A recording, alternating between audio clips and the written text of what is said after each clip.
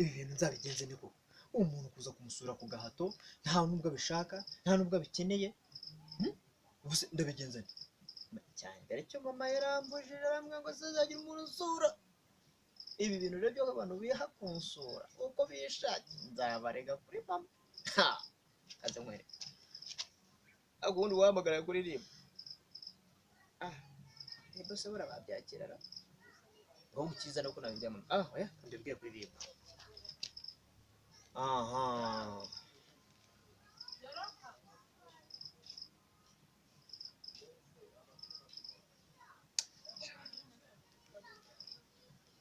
Alo ni kuri ribo nari mfite ikibazo amazina nitwa Chris ikibazo mwakimenye se nari nibagiye kukibabwira ariko munyihanganiraga ndi n'umwana mfite ikibazo rero kimeze gityo hari umuntu waje kunsura kandi ntabwo nari nzi ngo ari bunsure none hari ibintu arimo kumbwira kandi genda umwana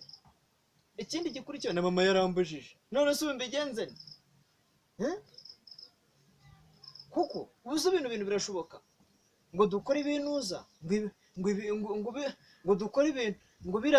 bira bintu none se bira bintu ni ibiki kuko dukora none se ubundi mwangiriye inama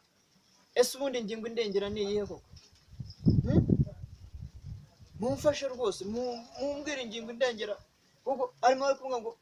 ngo ni nkora biriya bintu kandi simbizi yego ndi hahandi h'ubushize mwansanze ndi hahandi h'ubushize mwansanze muze munsange mumfashe mwakabyara mwe dore kandi na mama yari yarambujije kuko mfite imyaka mike 12 mutebuke rwose ni hahandi ho mwansanze cyagiye yego murakoze yego kajye kumureba mubwira ko